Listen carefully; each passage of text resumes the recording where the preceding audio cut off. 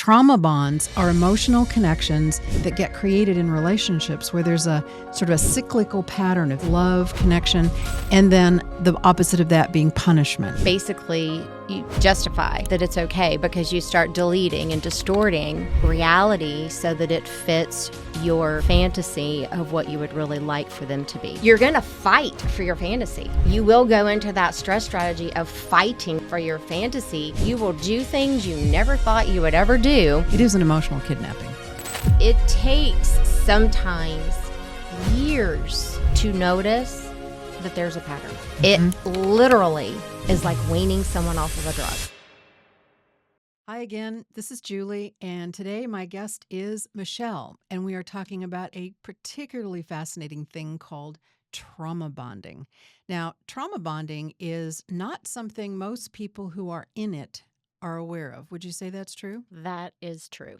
So this is one of those really interesting sort of unconscious situations people get into that are incredibly problematic and painful and difficult, and you're sort of there before you know it. Okay. That's right. So today, Michelle and I are going to sort of deconstruct how it works, what it is, and most especially how to get out of it. That's okay, right. because it actually affects a whole lot of people. So let's talk about what it is. Trauma bonds are emotional connections that get created in relationships where there's a sort of a cyclical pattern of intermittent reinforcement, good things, love, connection, and then the opposite of that being punishment and a significant power imbalance because the person who is the perpetrator, let's say, has tremendous power over the target. The result is a very unhealthy or abusive relationship with the perpetrator. This builds a compulsion, which happens anytime you associate pain and pleasure with the same thing. It sort of gets you in a compulsive loop. Now, these attachments can occur in many different relationships. It could be a parent-child relationship. That's pretty common. Mm-hmm. I don't really know which one would be more common, a parent-child or like a love relationship, but parent-child for sure. Certainly happens in cults. It can happen in dating and marriage relationships, which I suspect is the bigger one. Even hostage situations, tours of duty in the military. And so they can be created in a lot of different ways. And some of them, like for an example, military bonds created in trauma, like with combat and such, could be healthy, could be good, reinforcing, or they could get to be difficult. For example, in the military, trauma bonding as a result of going through combat could really make people feel close, feel connected, feel supported, feel understood.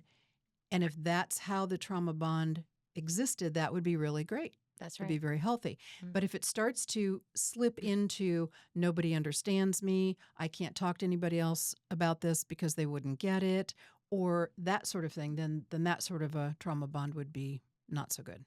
Okay? So a couple of tip-offs that you're in that situation. One, this positive reinforcement you get of loving and overly kind behavior is very compelling. And when the rejection, the bullying, the molestation, or intentional emotional torture starts to appear, the target feels like they can't break away. Does that sound familiar to you? Yes. I And thought that's it might. exactly how it is. That's right. So these feelings of love and connection start to convince the target that the abuse isn't really so bad. Like you can start forgiving it or make less of it. That's Yes? right. Yes, you begin to basically you justify that it's okay because you Yes. start deleting and distorting reality so that it fits your fantasy of what you would really like for them to be. And that was beautifully said. That's exactly Mhm. it in a nutshell. You have this fantasy in your That's head right. and everything starts to make it, everything has to start looking like the fantasy. Okay. So you feel like you can't break away. The feelings of love and connection start to convince you that the abuse isn't so bad, exactly like what you said, and you can tolerate it. Some people can have an amazingly high tolerance for this. And that's when the perpetrator gets control of you. That's right. In fact, the more you can tolerate, the more control. So can you tell us a little bit about your circumstance or your understanding of this? Well, like you said, trauma bonding comes in so many different fashions.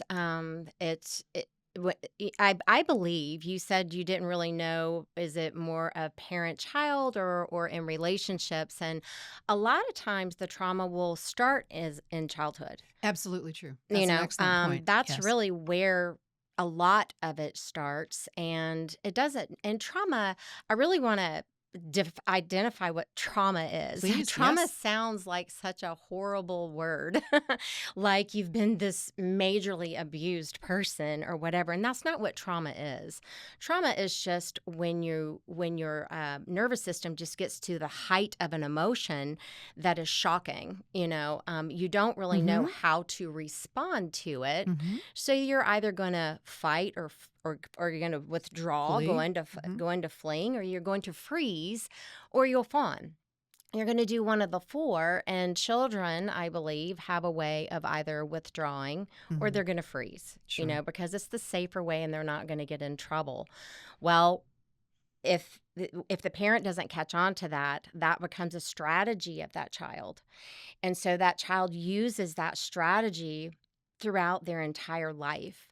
And As we so do, as we do with most coping that's strategies. right. Whatever happened or worked for you in your childhood, we tend to just bring that along into adulthood. That's a great point. Yeah. So when you do get older and you get into a relationship and you've got that strategy, that strategy kind of works for you. You Mm-hmm. kind of Mm-hmm. snuggle up with it, Yeah. right? Yeah.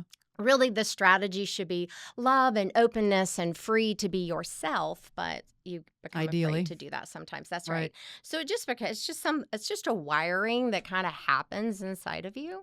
Right. And that is really where mine started, So In childhood. I think mine really started in Mm-hmm. childhood. I was in my mind a lot, like in your imagination, as children are.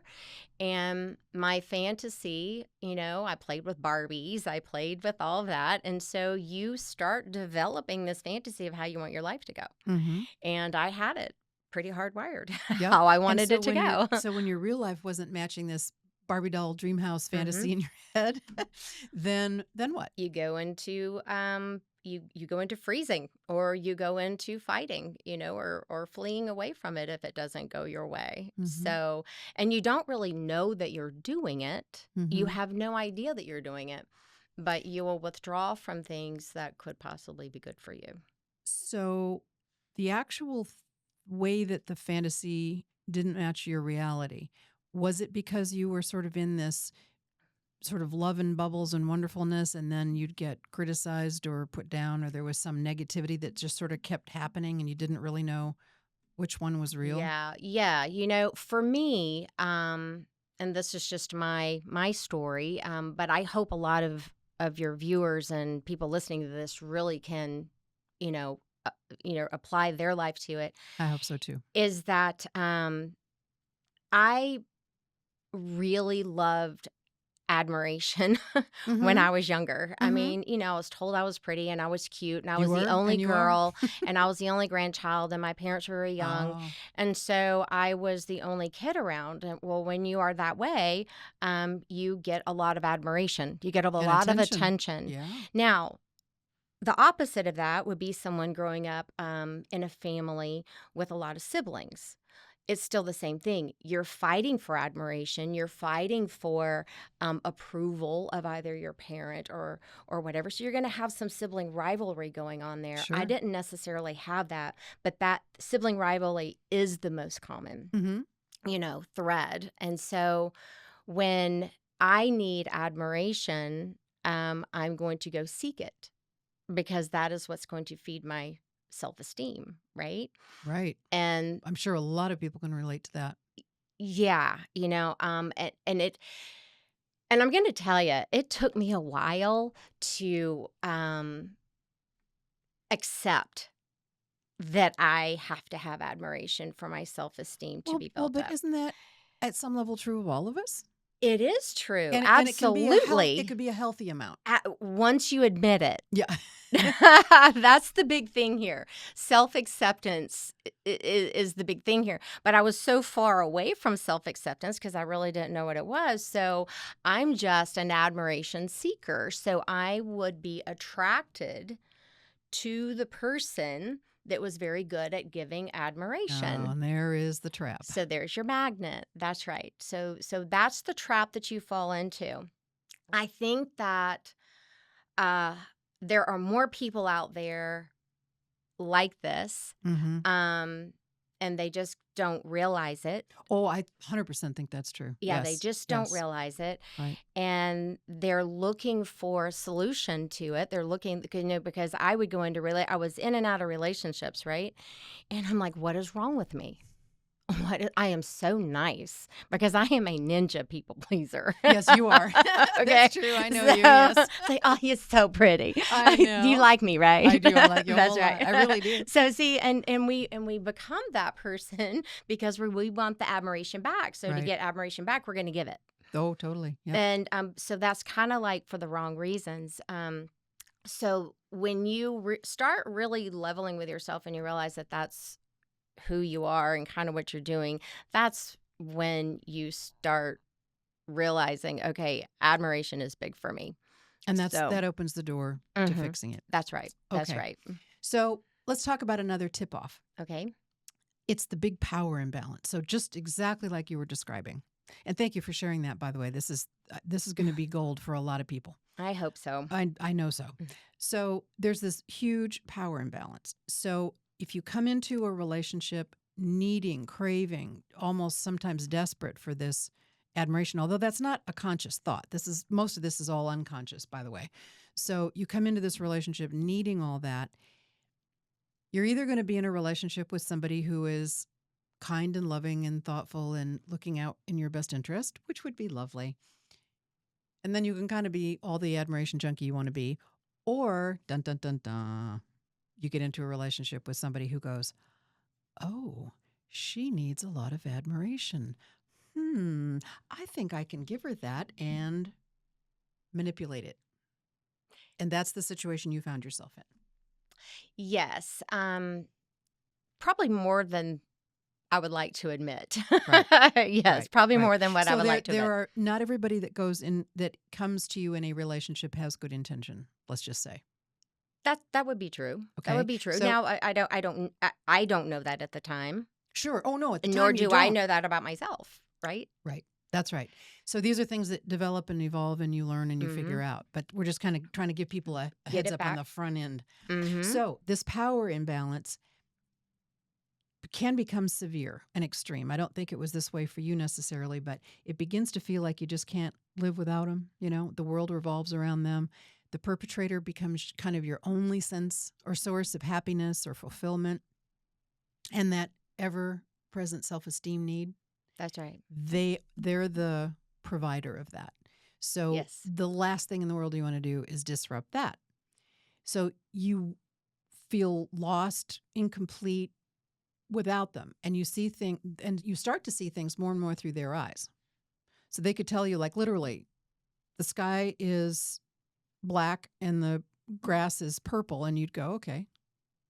You start to see more and more through their eyes. Close. Yes. Yes. Close. And but remember, you have that fantasy in your head Mm-hmm. of who you want them to be, and so it is a cycle. So can I go over the cycle with you Sure, of absolutely. how this works? How does it How start? it worked with? Okay, so your first, you meet someone, and they usually check off your boxes. Okay, Mhm. they may Like be what- handsome, they smell good, they're professional, they someone who looks successful or is successful, or whatever it is that floats your boat as far as attractiveness goes to you. Mhm. You become attracted to that.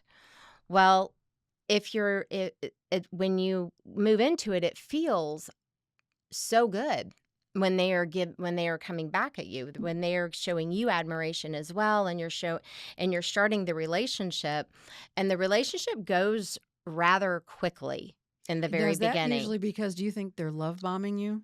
No, it's because you think you are falling in love. So when it Right, but as a result of My experience is usually not every time, of course, but there's a lot of love bombing going on. That's what makes it goes fast and makes it seem like does. they're the perfect Okay, one. I'm sorry, I misunderstood that question. Yes. So yes, you are very right. It is the love bombing is happening. And love bombing, it means that they are catering to your needs and wants. They are In the extreme. in the extreme. Right. There could be large gifts. There could be oh my gosh, you're so pretty, you're so good at this, I admire you, you're so all they're 100% verbally and materialistically catering to Connecting. you. Well, and also frequently they'll do things early on, like talk about, your life together as a husband and wife or as parents, what your kids would look like. Yes, and I'm very gonna. accepting Uh-huh. of your family and Sure. of your children and of your success and building in your business or whatever it is you're doing. Very, very accepting and giving you the idea that they want to be heavily involved, Right. that they are that kind of So person. they're just kind of worming their way in ever so nicely. Yes, and this is that part can be slower. It's the intensity of the relationship on the front end is very intense, but it can be very slow in certain areas, and it can be a push me, pull me. And this is, I'm not going to say that they enjoy that part of the relationship. Unless they're a narcissist. Yeah, they're not really enjoying that part of the relationship because it's the lure. It's the pulling someone in to see if they're going to go along with it. Later is when the control starts, and it's the pressure. The promises that were made on the front end are not followed through with in the middle. Well, if you're a people pleaser and if you're wanting admiration or this is going great and you believe that you're in love, you have subconsciously created this fantasy of the picture painted for your future with this person. And in your little mind, remember when you were 4 or 5 with your little imagination going off, you're very good at fantasizing. So you are creating this picture and it is lovely. And And detailed. it is, it just fills you up, right? And so you fall in love with that fantasy. So you're really in a relationship with your fantasy, not the person. Yeah. That's a good point. Yes. And so when the pressure starts, or if you have differences, so when this is where the trauma bond really starts showing itself, because what's happening, reality, which is out here, reality starts happening, and it's not fitting your fantasy that's in here. And so you don't know how to respond to it. You're going to fight for your fantasy. Sure. You will go into that stress strategy of fighting for your fantasy, and so you will people please. You will placate. You will give it. You will do things you never thought you would ever do. So your judgment to gets please way someone. off. So you totally. Yeah, we'll call it that. In a word. Yeah, we're going to call it that. Your judgment disappears. Your judgment, it doesn't exist. Right. And so you become a little more internal and you start coming up with new strategies, okay? In order to get that in order to try to get reality to fit your fantasy, okay? So, Right. and notice that's a struggle to do. Yes. But honey, you will fight for it. And what's happening with that is that, your frustration happens and you go into this immaturity of wanting that fantasy, but you can't get out of the frustration of it. And then you go into, well, I don't know, maybe I need to change. Maybe it's me. Yeah, maybe I need to be more flexible here. Maybe he's right. What he's saying is kind of right, and when none of it's right, it's all delusion, but you're taking it in that way. So I really hope people are catching on to this because it is real. It is a real thing. Oh, it's very real. But the best way I can describe it is that it's invisible. Mm-hmm. It is so far outside Your awareness. of your awareness that it is invisible. You're not doing anything wrong. It's not your fault. It's just a pattern, Right. is all it Exactly. is. It is Exactly. just a pattern. So I want people to realize that, because the self-defeat that you can cause inside of yourself at this point, it can really rob you of your self-esteem. And Mm-hmm. I remember Heather McFall told me, she says, "Girl, your self-esteem is 7 layers deep." And I'm like, what does that mean? And that, and What when did she mean? it meant that I didn't know at the time. Mm-hmm. And so I was like, what does that mean when your self-esteem is 7 layers deep? Sounds like a 7-layer dip. Yeah, I Something. know. It meant What's at the that bottom? it was. I think that the 7th layer was the bottom. It was at the bottom, to where I had no self-worth. I didn't know my purpose. I kind of lost my. When you say I lost myself, it was a very slippery slope. Mm-hmm. Mm-hmm. Yeah. Into self-sabotage and into self-defeat. How did that affect your business, your other relationships? It takes fear and it just wraps around it. Fear of not having the relationship. Fear of everything. Oh, okay. I mean, you become fearful of making decisions because you're afraid you're going to get in trouble or you're going to make a mistake. You're afraid of going into a relationship because you feel like it's your fault and you're not good enough, or you're going to screw that one up too.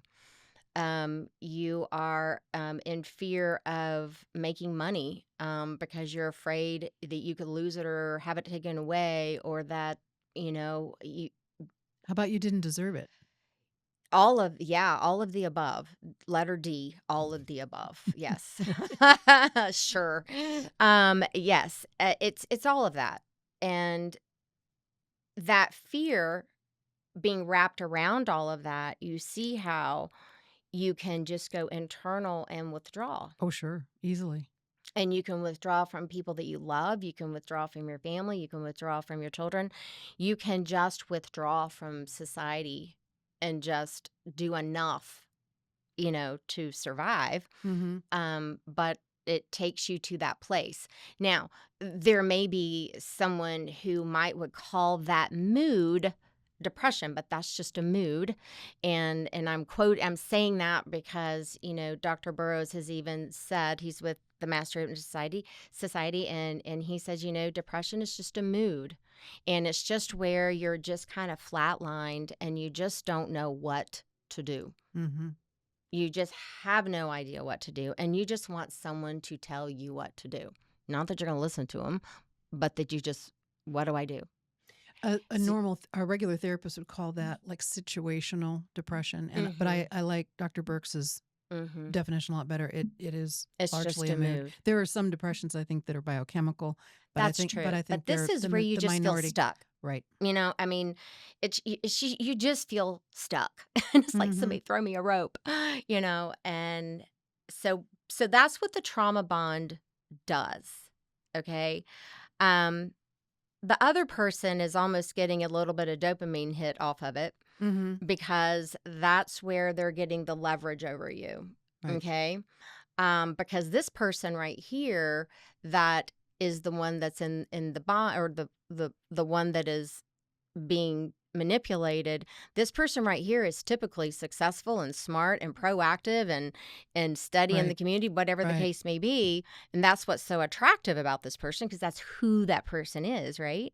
So when there's leverage over this person starts, getting disjointed about themselves, they're getting the dopamine hit, which gives them their own love bomb, kind of, so that they come back and they start love bombing you. And it's never, I'm sorry. It's just, hey, let's go on a trip, or hey, let's go do this, or hey, let's go do that. And that's what puts you in the cycle And again, 'cause then it's all love and then bubbles. you're just like, oh, okay, well, this is closer to my fantasy. Apparently, whatever the change I did when I was down here is starting to work. Oh, yeah, he's changing. And so then you chase the sparkle because it's closer to your fantasy, and you get the dopamine hit. right? Right. And the energy and the love going on. And let's be So, clear, you're supposed to have leverage on each other, but in a healthy way. yeah, and So when if somebody has leverage on you, let's just make sure that they have leverage on you for your highest and best good, not for their poor intended yeah, and issues, I whatever it might really, be. I guess maybe because of what I don't even like the word leverage. Well, I do. It's a personal favorite of mine. That is But true. I but kind of leverage, like it, but true love. We're gonna get to true love, okay? yes, okay. But yeah, in this instance, you're exactly right. The leverage should be you're showing up with your goods, they're showing up with their goods, and you guys are going to bring them together, and it's going to make a really cool, it's going to make a Relationship. really cool relationship. Yeah. So, Michelle, another way to tell that you might be in that kind of situation, and you've kind of roughly described it, but I want to encapsulate it. One way to say that is that you have no longer have any deal breakers in the relationship. Like, well, if he does this, then I'm out. That's right. Deal breakers kind of disappear. And you have kind of this fundamental guilt belief that maybe I have this kind of treatment coming. Maybe I deserve this in some way, right? Because your self-esteem is low. Well, absolutely. And when you're told that, Well, then and you also believe if it. you're in a really bad relationship, the person will tell you deserve it. That's true. Yes. Good point. All right. So real deal breakers can be mind-blowingly big, but you kind of get kidnapped. It is an emotional kidnapping Mm-hmm. in essence. That's right. But the problem is, to your point, you mentioned that several times, you don't have anything to compare it to. So it all seems normal to you. It takes on its own normalcy. Correct. Yes. Exactly. It takes on its own normalcy. And, you're talking about the kidnapping. Yeah, I understand now, kind of like when people are kidnapped or when people are, POWs or whatever, how easily it is for the unconscious mind and just for your being to start believing delusion. Right. Yeah. I It's mean, a real thing. it is It's a real it thing. is a real thing. Now, we are all walking around in delusion, I think, to a point because it's Absolutely. really hard for us to understand reality. But it's being in, those type of relationships just makes you go internal. Mm-hmm. And so the only conversation that you're having is with yourself. Right. Well, when you're beating yourself up, you're never going to have a good solution No. within. No. Um, you're never going to find a way out of it all by yourself. Well, your descriptions have been so illustrative, so really, really spot on. I think maybe I'd like to make sure we hit and clearly identify the sort of the classic signs that if you're in a trauma bond that's not working well or not good for you. Okay. So you kind of mentioned this overwhelming sense of attachment to this other person, um, sort of irrespective of whether you're getting emotionally or even probably physically abused. It's just this attachment has to exist. That's the main It thing. consumes your mind. It consumes your life. Pretty much all decisions that you make are around your relationship with this person. Mm-hmm. And the other thing you talked about was this isolation or staying away from, gradually going further and further away from your friends, your family, Mhm. anybody else who might be supportive, especially as they start seeing what's going on and they're like, hey, what's going on here? You're like, no, it's all good. And so you keep your distance. So the isolation becomes another sort of classic sign. Yeah. Well, it's like we know what triangulation is, okay? So triangulation is taking the information that you have going on in your relationship and you're going to go to another person and you're going to talk to that person about what's going on in your relationship because you need someone on your side. You need someone just to understand what's Right. going on and to tell you that you're not crazy, because there comes a point where you really start questioning, am I crazy? Right? Am I, yeah. But if you isolate from that kind of feedback from friends or other people, then you're just stuck in the am I crazy? Then you're crazy. That's right. So, but you start triangulating and it it really wears down the third party, especially if they're not trained people that can really help you move out of the I call it like a puddle of self-pity. Yeah. Because I was really, oh, woe is me, woe is me. I can't believe this is happening, but I keep staying in it. Well, but I don't want this in my life. Oh, but maybe I do. right. But that's that cyclical nature. Oh, it so is. another key part of this is you go from the love and bubbles and it's the Barbie dream house fantasy to and you reconcile, and it goes back into some sort of cycle of abuse, and then back. So it's this And I think repetitive your nervous thing. system gets used to it. Oh, of course It it does. almost Sure. Yeah. becomes okay, well, I know in 6 weeks I'm going to be fine. And again, that's what causes a compulsion. That's right. Associating pain and pleasure with the same thing, and you are compulsively in it, baby. Okay. And so then another sign, you were asking me about the signs would be you're running a high anxiety all the time. Huge anxiety. Yes. Okay, so there's a difference between stress and anxiety. Stress is how you respond to something, okay? It's kind of like the tools you use to respond to a situation in your life. Anxiety is what it feels like inside of you. It's how fast your energy is running, okay? Like the tightness in the chest. And how fast your head's running. Your head's running, your ears ring. You may have aches and pains. Maybe you don't sleep good. I don't know. Maybe you can't focus. So then you think you have ADD or something. But you have a hard time focusing. You forget a lot. Yeah, and you've got this nervousness going all the time, and it's almost like what makes you feel better is to people please. Just you double down on your original coping strategy. Yeah. And so that's where, and if we go back to the forgiveness part of forgiving someone for behaviors that should be deal breakers, it all starts evolving.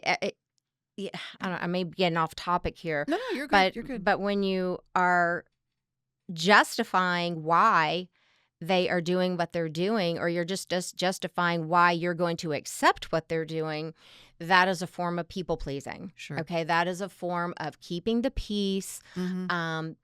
I want them to like me. I don't want them to argue with me, because if we argue, I feel like they don't love me, because see, none of that's fitting my big fantasy, because I still have this little, Barbie dream house fantasy going on, and it has sparkles and all that kind of stuff in it.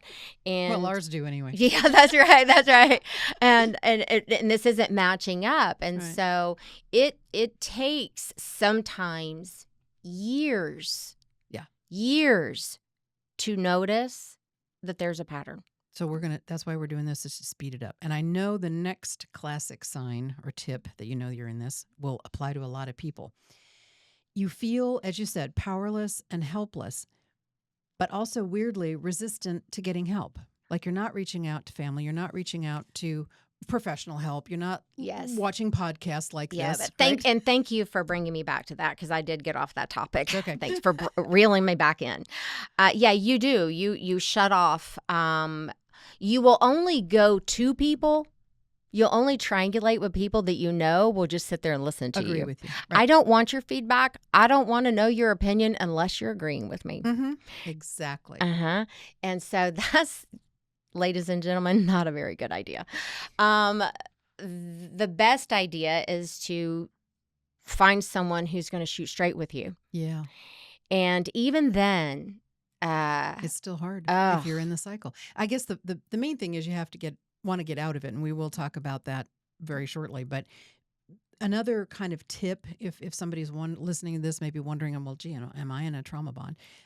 Another point to that is that you so easily and completely rationalize the abuse, whether it's physical or more. You will defend it. And defend it. That's right. You will go to the edges of the earth proving the help wrong. Right. So of course, I've always said one of the best relationship skills you could ever have is the ability to come out of your head, notice what's going on in front of you, and respond only to that. This is not happening in a trauma bond, for No. sure. Okay. Mm-mm. Then no boundaries is another tip off. That's right. Like, they could probably say or do anything, and it just, anybody else says or does that, you'd be, oh, that's it, I'm done with them. Not with the abuser in a trauma bond. So now we can get on to, well, how to fix it. The solution. Right? So you mentioned it before. This is super important. I'd love to have any other thoughts you have about this, but self-acceptance has to be number one. You have to get out of this fantasy, to get out of this damaging relationship. You have to find ways, and there are lots of them, we want to mention them, to really come to self-acceptance, which is really the most probably healthy thing any of us can do, regardless of our situation. Yeah, self-acceptance. That's a big topic, I know. Wow, that was like swallowing a peach seed. So what does that mean exactly? That means you change how you see yourself, change how you feel about yourself. That you go from this perhaps immature, childlike judgment and self-criticism into you realize you were born the exact person you're supposed to be. You have nothing to prove. Everything that's happened to you in your whole life has supposed to be that way, okay? Because your soul has lessons it needs to learn, and whether they're hard or easy or whatever, good or bad, everything you've gone through your entire life has given you the learnings you needed. That's right. So That's right. To pitch a fit about that or have a bad self-esteem really kind of flies in the face of all that. So you kind of either have to believe what I just said is true, or you have to believe you're a terrible person, you deserve this, nothing is right, and that's just not the way to have a happy life. So self-acceptance, Yeah. what do you think about that? Self-acceptance is golden, and getting there sometimes can be hard. I couldn't use the word change. Change was a scary word for me to know that I had to change. Neat. What word did you use? Well, because let me tell you the reason. Okay. When your self-esteem is low. Isn't this interesting? Yeah. It's like this little wormhole thing you had to go. When your self-esteem is that low and someone is telling you that you have to change. That seems overwhelming. Oh, it's like, you already know you're not good enough. Right. You already know that you're not smart enough. You already know that you're not pretty enough. You already know. It's like, and you want me to freaking change again? So the way I had to do it is this is going to be good. I had to tell myself, Michelle, you have to add new resources. Oh, what an elegant way to do that. Gee, I wonder where we got that. Yeah. Well, I had to internally feel the resources coming in me. So that's a beautiful point. So it's not like, oh, okay, I'm broken and screwed up even worse than I thought I was, so now I have to change it, which seems quite daunting. It's just, I'll start where I am, and I'm just going to add resources. That's right. Just add resources. Yeah. That's all. And then once I kind of got that in my mind of visualizing resources being added, resources I had no idea what they were going to be. Let's talk about what you added. Oh, just for an example, a few things. Yeah, well, because I know people are very curious about this. I had to heal my past. What does that mean? I had to reframe my past, and which didn't answer your question. I had to go back into my past and really look at it from a different perspective. Decide to see it. Because let me tell you, when you change your perspective, you change your mood. Oh, so true. But because of the state of mind that you're in, either during the relationship or when the relationship is over, it is like weaning someone off of a drug. It literally is like weaning someone off of a drug. And so when you're in that state, you've got to start the healing process, and the healing process has to start in your past. And so you've got to start changing your mood about your past, because when you think you deserve what's going on in your life right then, it's because of situations that have happened in your past. Absolutely. Oh, totally. Yes. And I mean, you can even pull this in from spirituality point too, into, oh, well, I deserve this, I did this and this and this, right? Well, when you go back, and if you're with a good professional who can go back and help you reframe your past to being closer to the reality of life, then you can be easier on yourself. And then that's when you can start building boundaries. Because when you start understanding who you are, like who we are. So our nervous system, the only mood that our nervous system feels comfortable, you're going to make me cry, is love. That's right. And it's the only emotion that feels good. And it feels the very best of any. Yeah, but when you forget it, when you forget that emotion and you take on these others and you're so familiar with them, it's like a druggie. They forget what it's like to be sober. Right, exactly. Because this is just your solution for getting the fantasy. This is the solution right over here. And so when you heal this, you're able to get rid of a lot of the self-hate. And you brought up a fabulous point, and I want to make sure, because this will be very good for a lot of people. This whole idea of reframing that you're talking about is so key. I was personally shocked when I discovered or realized, I guess, that your mind is not a video camera. That's right. Let me say that again. Yeah. Your mind is not a video camera. Regardless of what you think happened or how you recall it in your head, the likelihood of that being accurate is wildly low. Just because that's how your brain works when we take things in. So you're talking about all these beliefs that you had about yourself, these things you came to understand were true, like I'm not lovable enough, I'm not smart enough, this enough or that enough, all came from somewhere in your past. When I was a teenager, and that goes back to childhood, trauma. Like if you've been, sexually abused or physically abused or emotionally abused or verbally abused, and it doesn't matter by who, we all have it.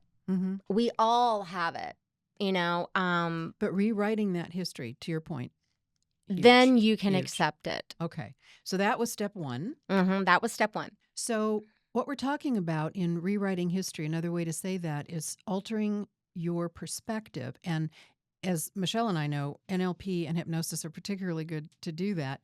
You're working through how you want to feel about it or how you want to see it that would be more useful. And also, you also touched on forgiveness, huge part to really do deep forgiveness. So you begin to function and understand like what a normal person does. Yes. If a normal person has something happen to them by somebody else, they should forgive and move on and learn the lesson, and there you go, and they don't have to repeat it. Sometimes if the trauma, by the way, was physical, then physiologic shifts are needed to interrupt that pattern. So it could be that the flinching of the body that happens. So it could be you do things like ice baths or Reiki or some kind of body work to physically manipulate your body to get over that. So step 2 would be date another kind of person and recognize red flags. So as you started to recognize that's not a normal way of bonding, then what? How do you fix it? First off, you really have to recognize that either if you're trying to heal in a relationship like this, or maybe you've already got out of it and you're going through with the withdrawals of it, it's because you have a fear of abandonment. You have a fear of being left behind. Big, yeah. Now we typically pick that up from childhood. Okay, just losing a friend, or mom didn't pick you up from daycare on time, whatever the case may be, you could have taken that fear on and you feel as though you're not good enough for the next person. So when you're starting a new relationship, you have to realize that you could have that fear of abandonment. You could have that fear, that fear of failure also, which is big. That's probably one of the biggest fears. Because if I get out of this relationship, then it must be I'm bad or I'm a loser or I can't do this right. Yeah, it just especially when reinforces you've all been that. in relationships, you know, Haven't we all? I'm just Well, going to wait a tell minute, you, wait a minute. I love wedding cake. I've had a couple of them. So, yeah, I'm never having another wedding cake if I ever get married again. I know wedding cake poisoning is a very bad thing. That's right. That's right. It does poison you. Yeah. So that was a joke. So when you are moving into a new relationship, you just have to be aware of these things. Yeah. Okay. Right. Because you may be projecting that onto a person that is very, very good for you. And this has happened quite often, I'm sure. Okay. So you just be aware of it and get someone to help you with this.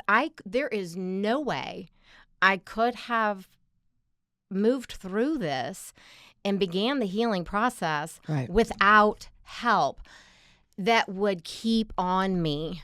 That would keep not prodding me and not allow me to go back into my head. You know, I was just very blessed. But I encourage anyone who's watching this or anyone who even relatively thinks that they may be in a trauma bond or in a relationship that isn't giving them the true love that they do deserve, to get with someone who is going to help them, truly help them with love and teach them techniques on how to heal and how to notice these things. Because there's so many red flags that can be in the new relationship that you just may not see. Because it's normal. They're all clear. Right. Yeah. Right. And or you could be creating red flags that are not there. Goes either way. That's right. So there's a lot of learning, and it's the cool thing about adding the resources that we spoke about or adding new strategies is that it's not hard. Right. Actually, it becomes like empowering, and which was new, and it allows you to learn more about human behavior because it wasn't about me. No. It was not my fault. It was not the other person's fault. It was just a love bond on both sides that was working, but in unhealthy. a very toxic, unhealthy way. So there's no fault anywhere. It's just peeling it back and kind of looking at it from a third person, you know. And what I have to do is when I want to venture into a relationship with someone, it's like if you have these two little people, I have to pop out of my head and get up here and get a bird's eye view of it like it's a movie. Like I'm watching, you know, this no attachment. It's kind just of a movie. Comedy show at this point. This comedy show of my own self on, okay, what is she going to do next? And have you ever watched a movie and you're like, oh, girl, just turn around. He loves you. Stop running. Okay. He's right there. So I'm all about that show. I used to be, go, girl. But now I'm like, no, stop. It's not that way. You've got the wrong perspective. Well, but the perspective that you're talking about is so interesting because ultimately, as you get help, you develop boundaries, you add resources, all these good things. Another way to say this is you're building a path for how you want it to go. And not just now or the next week, next month, but forever. How do you want between now and dead? How do you want it to go? That's right. That's right. So, if from that perspective, I think it becomes maybe a little easier to add resources. It does. Because what do you want? What do you want a year from now, 5 years from now, 20 years from now? Like, what does that look like? And to get some clarity on that would be really nice. And I think one of the first tip-offs, because we talked about tip-offs, you're in the bad situation. One of the first tip-offs you get when you come out of a trauma bond and you start to heal is you notice a profound lack of anxiety. Like you feel kind of free, which also has kind of a little bit of a downside because it could also seem boring. Well, I was just going to say that. The adrenaline rush you were missing. But that's actually normal. And you can have that normalize out as well. It comes and goes. Right. You know, and it takes a while. So you really have to learn the definition of patience. But I had to learn, you know, how to level with myself and love teaching people, as you do, teaching mhm. people how to level with themselves. And if you can really learn how to call yourself out, you That's know, huge.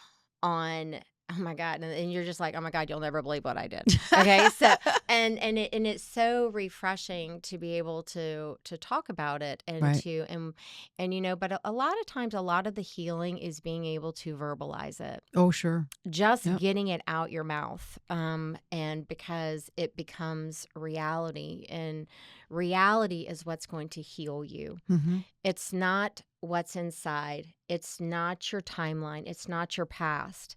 What's going to heal you is learning, and this is learning how to get in touch with reality and the truth.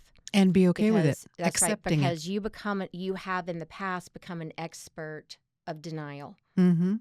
Well, so there's really 2 levels, aren't there? The first level is accepting yourself, which you talked about. Uh-huh.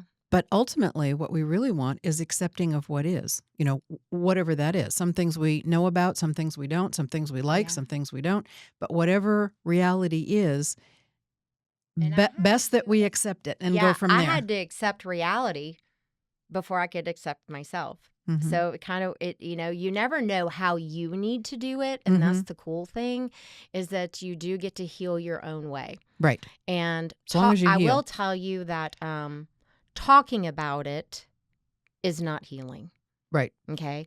Um, going back into it and wallowing in it Over and and trying to over, same, justifying yeah. it over and over and over is not healing. My biggest recommendation to anyone that's going through this is stop talking about it. Stop explaining it Oh, and stop justifying triangulating. it. Right. Stop talking about it.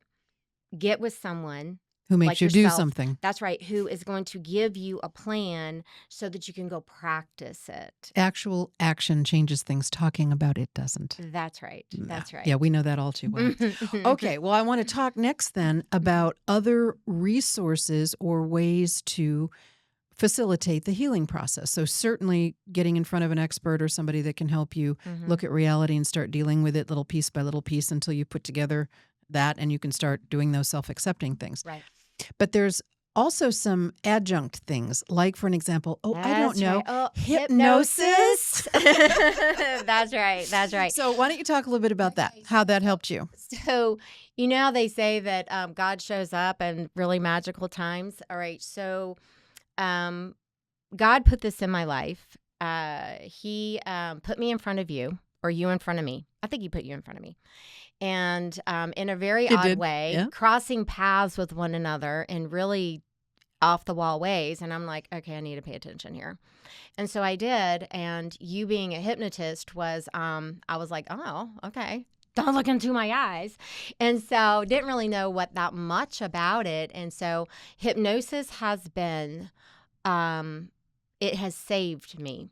And but the main thing is the neuro-linguistic programming, the NLP, mixed with the hypnosis has just been Powerful. It is the best weaning medicine. It's the best weaning that you can use. And I call it weaning because you do have to be weaned out of those old patterns into new patterns, okay? For the better, because the new patterns is what's going to match up to your new fantasy. Because see, as an adult, you want the here and now fantasy, and you get to choose what that is. And so NLP gets you into the future. Future It pacing. starts seeing you in that picture and incorporating like-minded people that's going to be able to enhance that fantasy. And so you're able to use love, because when you're healed and when you accept yourself, you can't help but to love yourself. And when you start loving yourself, it is amazing at how your perspective of other people are. It is amazing at how you respond to other people. And how much you can learn from other people. Another good thing is, we have a saying in our training, if you don't know how to do something, model somebody who does. That's Simple. right. That's how I learned to cook. So, Yeah. for an example, and a lot of other things. That's So right. you can model people that have healthy boundaries, healthy love relationships. They're both doing things for the other person. There's no unhealthy leverage or anything like that. And just model what they do, how they talk to each other, how they function, what their model their beliefs, their attitudes. Right. That's really right. huge. But I want you to comment a little more specifically on what about hypnosis helped and NLP helped. What specifically? Well, I'm going to say it's probably I'm not going to say probably. It is the only thing that will get rid of anxiety. Don't disagree there. Because when anxiety is your driver, you just can't think straight. You think you're ADD. You think you can't remember things. You can't stay on task. Can't you can't be focus. on time. You can't get crap done. So when that starts, the hypnosis helps your unconscious mind start coming around into believing in what you know. Like, I knew I was a good person. I knew I was smart. I knew I was a professional. I knew I was successful. I knew I was a good mom. But my unconscious mind didn't necessarily believe that. So hypnosis is it is such a wonderful way to train the unconscious mind to start believing in what you know. So it's almost like you marry the two together, and then it becomes love. Right. And when you love what you know, then you are in touch with reality. You're in touch with what's going on out here. The voice inside your head starts being nice to you. It starts saying nice things about you. And, the little voice in your head that says, you're not this, you're not that. Well, it starts saying, hey, you know what? Let's go do this, or let's go do that. Hey, he's cute. Go talk to him, whatever. Or he's cute. Let him talk to me. That's right. That's right. Or you just have the confidence to go do it yourself. Okay. And fear may not happen. So, but you're able to recognize yourself and how you are responding to other people. So, because the way you respond to other people is so important to a relationship, because the relationship isn't about me. It's about how I'm responding to you. Right. Well, in a way that is good for you. Right. And myself as well. That is the leverage you were talking about. But that is also respect and self-respect. You have to have respect for yourself before you can have respect for anyone else. So it cannot be in reverse. And one of the definitions I use pretty frequently with my clients is love is not about how you feel. That's right. Love is about how you make the other person feel. And we should all be very clear on the fact that should be a long and lovely list of how we feel because of how the other person treats us. Yes. Should it not be? That's right. All right. Well, I think we have covered an awful lot of super good stuff, Michelle. This is so important for a lot of people. I know it is. As we conclude our thinking about this, is there anything else, any other tidbits you want to add? Yep. There is. I figured there might be because I know you. That's right. That's right. The only tidbit I want to add is my thanks. And you got to cut this? No, I think we should leave it in. Okay. That if it wasn't for Scott McFall, for you, and for our entire group of helping me to become vulnerable, which is was outside of my wheelhouse, right? I would never be where I am right now. And I know that I'm not all the way there yet. None of us are. I will tell you, if I just stay right where I am right now, I'm great. I'm great. Be wonderful. Yeah. And so, whatever lucky fool out there gets me this time is he's in for a great life, but I just thank all of you. And I just really encourage the viewers of this podcast to reach out to you, me, Scott, whoever it is, and just get some information on it. You don't have to heal if you don't want to. You really don't. But just be curious about it. As a start. That's Yeah. right. And, and stop blaming yourself and blaming anyone else, because there's no blame here. There's only love. And it is possible. It really, really is. It is. If I feel as though if I can do it, anybody can do it. Sure. But I know there's a lot of people out there that struggle Right. Oh, a absolutely. lot more. But this has just been going on a lifetime, and so I'm glad that it finally came to a head. And and now I can, at 56, can go start my life now. Woohoo! Yeah. Well, I know. So thank you very much. And I'm honored that you had me on your podcast. You are most sincerely welcome, but you have to understand that you have given me and the others in our group a lot of wonderful feedback and connection and support as well, for which we are very grateful to you. So it's, it's always a two-way street. And now I am absolutely certain that a whole bunch of people out there are going to be very moved and helped by what you were generous enough to share. So I thank you so much for coming on the podcast and sharing what you did, because this is super valuable. This is gonna change people's lives, and I'm sharing thrilled. is caring. So thank you very much, and absolutely, we'll catch you on the flip side.